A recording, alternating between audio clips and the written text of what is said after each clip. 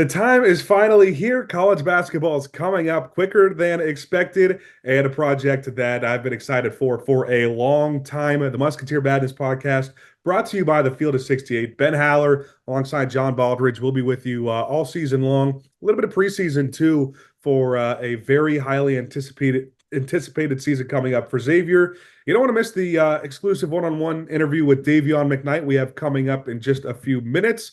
But first, a little background on what got this Musketeer Madness podcast rolling. This has been in the works for about a year now. Field of 68 Network is trying to get more team podcasts out there and get more team-centered content. And Jeff Goodman and Rob Doster, one of the biggest things they wanted with that is not only people who know what they're talking about and know how to talk about college basketball, but people who like talking about those specific teams and want fans. And that's what Ben Haller alongside John Baldridge, that's what we bring to the table. A little background on me to understand why I'm talking about Xavier basketball. So I'm a junior at Indiana University studying sports media. And I know I'm at Indiana, a big basketball school, but I grew up in Cincinnati, and I grew up a die-hard Xavier fan. Both parents went to Xavier. They met there. I grew up with season tickets, going to games at the Cintas Center. I got a Trayvon Blewett and a Patu Holloway jersey back in my closet right now at school. So something I've been passionate about for a while. They've been doing these team podcasts. Field of 68 has. And I did the Indiana one last year, but I've been itching to talk Xavier hoops. So that's the reason I wanted to start. That's my unconventional background about why I'm talking about Xavier basketball. John Baldridge, he's a student at Xavier. I'll let you talk about yourself a little bit. Well, Ben, you're like a third or fourth generation student. I'm a first generation student here at Xavier, but I'm a senior here.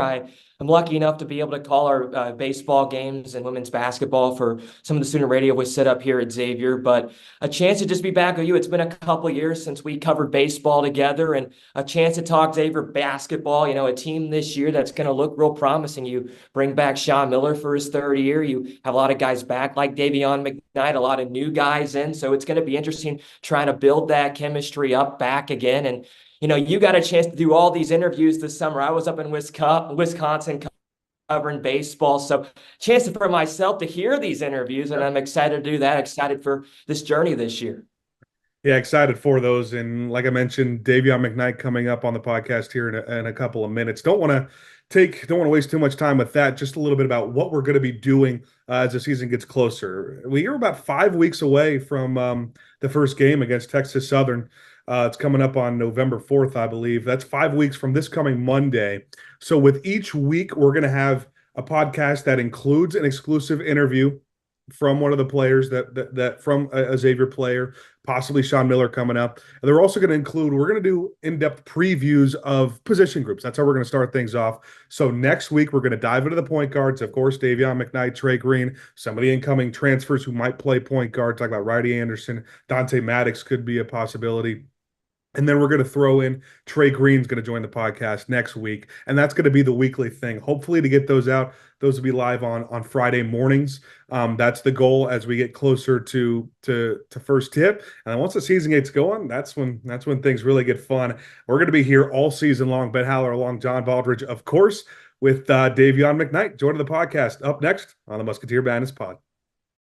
Welcome back to the first special edition of Musketeer Madness, and no better player to start our first exclusive one-on-one sit-down and the point guard, the leader coming into this year, returner Dayvion McKnight. For those of you who aren't quite familiar, Dayvion McKnight, one of the 5 returners from last year's team, spent 3 years at Western Kentucky, All-Conference USA freshman team, All-Conference USA first team, and second team as well in your first 3 years there. And thank you for taking the time. And what your coach, Sean Miller, said is one of the most important times for you guys heading into this year. Yes, sir. I appreciate you having me on here. You know, first podcast for you, so I'm glad to be the first guest.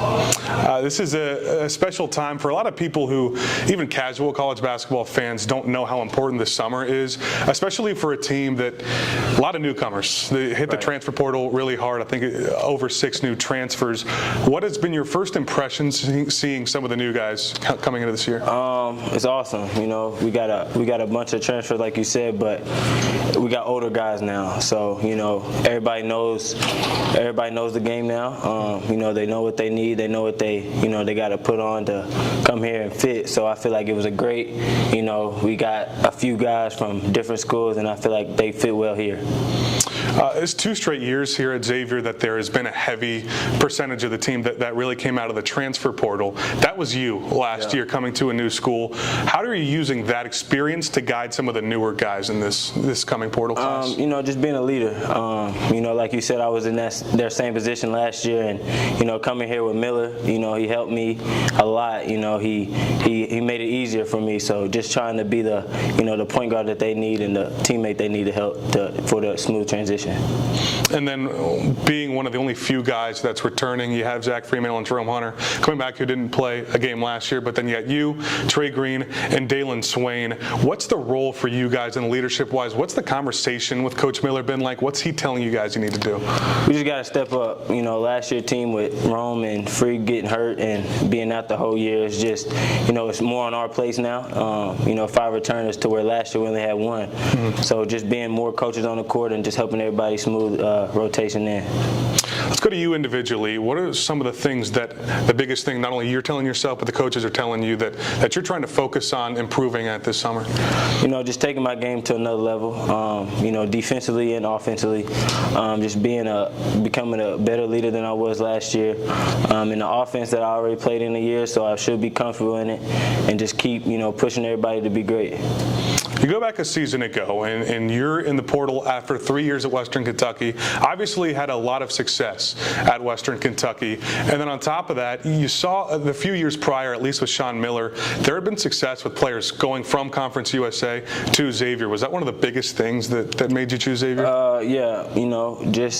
Sule was here. He was in Conference USA, and he's a great player. He came in, he excelled on the Miller, so I feel like I was in the same position, and I feel like I could do the same thing.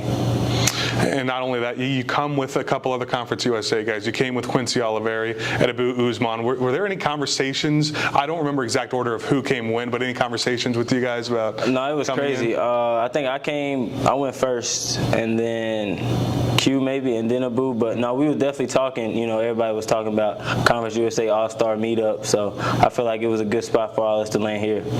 If we jump back even further, not only choosing your decision to Xavier, but if we go to your decision to go to Western Kentucky, out of high school, pretty high recruit, Kentucky Mr. Basketball in late after 2020. What was some of the deciding factors in Western Kentucky? For me, it's always been a good fit. Somewhere I feel like the coaches are really involved in the way we play, the offense we play in, and just a really trustworthy coaches. I feel like I was at home at Western. It was a good fit, not too far from the home anyway. So I feel like I was always playing a part.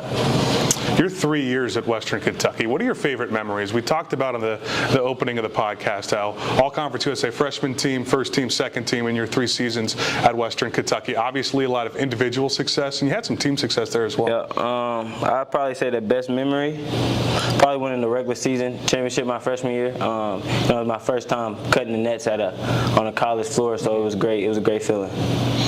What was that first feeling like 3 years later when you're coming to Xavier, the first game last season in Cintas Center? Obviously a very, very good atmosphere. Oh, it was crazy. Sold out arena. So, like Western, we'd have a few games that would get sold out, but here it was every home game was sold out. No matter what it was, whoever we was playing, the fans came and supported, so I always love it here. Looking at the year you had, you're third on the team in scoring, about 12 points per game. But one of the things that stands out, if you look at the last 16 or 18 games of the season, you were averaging over 15 points a game. And with a lot of players, sometimes in the non-conference, they can excel versus some of the bye games you have and then regress a little bit in the Big East play. You kind of did the opposite. What went into that? Early on I was just trying to, get used to playing just the way we play and, just trying to get everybody involved. And I felt like once Big East play started, I was in my own rhythm, in my own groove, and felt more comfortable with, the offense and the way Miller was coaching. So I feel like that's why I excelled in the Big East play. One of the biggest things with you, obviously, was the assist to turnover ratio. It was over over 3, second in the Big East. That was 18th in the country. When you came into Xavier, was that your number one thing? Were you just trying to be a pass-first guy, somebody who didn't turn the ball over, and just the prototypical point guard? When I came in, Miller, that was one thing Miller told me that I needed to cut down to be a good point guard. So I felt like that was one of my goals, just to, high assist, low turnover ratio. And I feel like with this offense we did and the way Miller let me play, I feel like that excelled it a lot. I think it was pretty apparent, a lot of people watching last season, about when you started to come on and get more confident offensively. And one of the games that comes to my mind is that home Creighton loss you guys had in mid-February. I think it was 21-8-10 for you. Is that what goes through your mind when you think about that time period as being the one you're most confident? Yeah, for sure. Me, I'm just, every game I'm trying to do whatever it takes to win. I'm not really looking at the stats, but whatever, if Miller needs me to go in and get 20 assists and 2 points, I'll do that. So I'm just trying to get my teammates open, make the right plays, and make the right reads. Out of everybody that's on this team, you have some of the most experience on the team. So you have some of the most experience with these summer workouts and how important the summer is going back to the beginning. Last year, wins and loss-wise, you guys didn't quite have the season you wanted. I believe it was the first time that you went under 500 in your career in college. Is there more urgency or more importance on this particular summer heading into the season? Just bouncing back, believing in the process, summer workouts, and just trusting each other. Last year was a whole bunch of, things that was out of our control, people getting hurt and things like that. So we can control what we can control. So we just work and, try to do our best every day. This feels like somewhat of a deeper team that you feel like Coach Miller kind of knew, had that experience from last year, and this is a team that maybe could bounce back from injuries a little better. Is that something that you felt? Yeah, for sure. I feel like Miller, this past season, he hit the portal hard and, got a lot of guys around, me and Trey as the point guard. So I feel like we can do something special this year. All right, we'll do a break. We'll be right back here on Musketeer Madness. As you guys know by now, we've partnered with BetMGM Sportsbook for this college basketball season. We're going to be using BetMGM lines to make all of our picks and predictions throughout the college basketball season. And we are going to have special offers for you, the listeners and the viewers on the Field of 68 each and every week during the season. If you haven't signed up with BetMGM yet, use the bonus code FIELD1500 and you will get up to a $1,500 first bet offer on your first wager on BetMGM Sportsbook. Here's what you got to do. Download the BetMGM app. Sign up using the bonus code FIELD1500. Deposit at least $10 and place your first wager on any game. You will receive up to $1,500 in bonus bets if that bet loses. Just make sure you use the bonus code FIELD1500 when you sign up. And remember, BetMGM is now available under one wallet in select states. As a New Jersey resident, this is super convenient for me when I have to go cover games in New York or Philly. When crossing state borders, just log into your existing account instead of having to create new accounts in each state that you go to. And most importantly, I got to let you know, we do have some fun stuff coming up for this college basketball season. Bet insurance tokens, college hoops odds boosts, my personal favorite, parlay odds boosts. So download the BetMGM app today.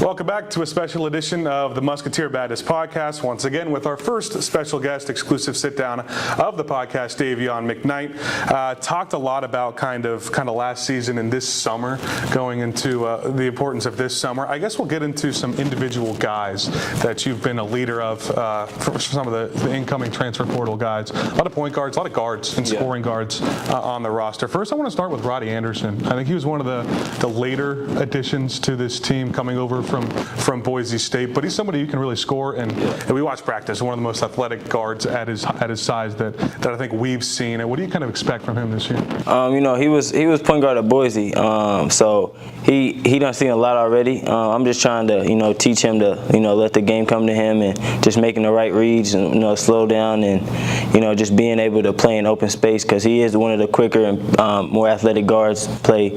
So I feel like him just being downhill, it excel his game. last couple of seasons, a lot of the offense for the Xavier team, and you know it, is from transfer portal guards, maybe from mid-major conferences that might not be, maybe a little undersized. You look at Sule Boom, you talked about Quincy Oliveri averaged over 19 points a game a season ago. And then you add two really good scorers out of the portal, and specifically really good shooters. I guess we'll start with Dante Maddox coming over from Toledo. Now, he's a guy that's going to be that kind of score-first guard, and he can shoot really well. How nice is it kind of working with him and another guy who can shoot from the perimeter? Oh, it's awesome. You know, Dante's he's athletic too. He can definitely shoot it. But I feel like Dante, it'll be a lot easier here than it was at Toledo, to where I can create more shots for him, more easier shots, open shots, to where at Toledo he was more, tougher shots. But he can make a tough bucket. So I give it to him. So I feel like me being, passing him the ball would make it a whole lot easier for him. And then on the other side, we're talking about Ryan Conwell, another guy who can handle the ball pretty well, and he plays pretty good defense. Obviously, one of the biggest things with him that Coach Miller talked about in some of the interviews is Indiana State had a really good season. They had won over 28 games, and he called him a winner. And that's another thing about a lot of these portal guys is all of them went over 500 a season ago, and that's something that Sean Miller emphasized with the team. Ryan Conwell specifically said someone who impacted winning the most. I know you haven't played any real games yet, but is that something you can kind of tell in practice? Oh yeah, for sure. He's always doing the right reads, the right plays to win. Like you said, in Indiana State, I think they made it to the NIT championship. So he knows all about winning. He knows what it takes. So him being here will help us a lot. And then you got a couple returners, especially in the guard room. Trey Green, a freshman a season ago, who made the All Big East all freshman team. Obviously, very good company here at Xavier, and guys who have done that in the last few years. One of the best shooters that I think we've seen at Xavier. So, what has worked with him? Being able to go through year two with him been like? I think this would be a big year for Trey. Having freshman mistakes, things like that. I feel like he's grown a lot, confidently. He's definitely one of the best shooters on the team. So, just more reps, and me and him playing more this year, same time would be dangerous. A lot of shooters on this team. When we just talked about Conwell, Maddox, Green, you shot over 30% from three a season ago. I think when you look at the archetype of Sean Miller's offenses, you kind of go back to 2 seasons ago, that Xavier team that made the Sweet 16 and had one of the best offenses in the country. A few things you look at. They were very efficient, they played very fast, and they shot very well from three. That team had 5 different starters who could all shoot threes. Do you see a lot of similarities in that offense before you came in to what he's trying to build now? Oh yeah, for sure. I feel like spacing, pace, all that's going to be the same. But I feel like this year's team, we're going to be more of a two-way team, offensively and defensively. When the shot's not falling, we're going to be able to still get stops and score in defense. So I feel like that's the difference, though. Talked a lot about the guards. Now we look at Zach Freemantle and Jerome Hunter, 2 guys in particular that you got to be on a team with last year, and I think, if I'm not mistaken, got to practice with a little bit, both of them last year, but both didn't play a single game. What's the excitement level like? Finally being able to play in real games with those guys. Oh, I'm ready. I'm ready to play with both of those guys. 2 older guys, 2 leaders who've always been in the system. So, and that's the 2 who went to the Sweet 16, so they know what it takes to get there. So I feel like having them 2 out there brings a lot to the table. You've seen Fremantle's numbers in the first few years at Xavier. He's going into his 6th year now at Xavier. Are you excited to play with someone who can score at that level? How much is that going to help you out as a guard? It's going to help out a lot. Having a big that can, stretch the floor and score around the rim helps out a lot. Just taking pressure off the rim, dragging out the other team's big so I can get all the way to the rim and, just running up and down. So it'll play a lot. All right, we'll go into a few rapid-fire questions before we end the one-on-one. I wanted to ask you about the kind of like, okay, this is real moments you had in the Big East. Is there that one moment that you kind of remember at the start of Big East play that you're like, this is a tough conference to play in? Probably the first Big East game at St. John's. We went down there and I guess we wasn't ready yet. We didn't know what to expect from the Big East, and they kind of came out and smacked us in the mouth. But we bounced back after that. So I'd probably say the first St. John's. What was the most exciting game or exciting moment maybe that you had at Cintas Center? Probably the Georgetown game here. When Swain he dunked it last second for the buzzer beater. So I say that. What was playing in that first crosstown shootout like? I mean, one of the biggest rivalries in college basketball, and I think pretty early on in that game you could tell. And even when you got here, I'm sure there was a lot of talk about how much both these schools really hate each other. I say that's real. You know, some people just say stuff just to say it, but that game's real. That game was intense. That whole week leading up to the game was intense. Practice was intense. So I say that crosstown shootout is one of those games. And lastly, is there one game or maybe just one aspect of this upcoming season that you're most excited about? You know, winning the Big East. Gotcha. Thanks, Dayvion. I appreciate you sitting down. First sit down of the Musketeer Madness podcast, a podcast brought to you by the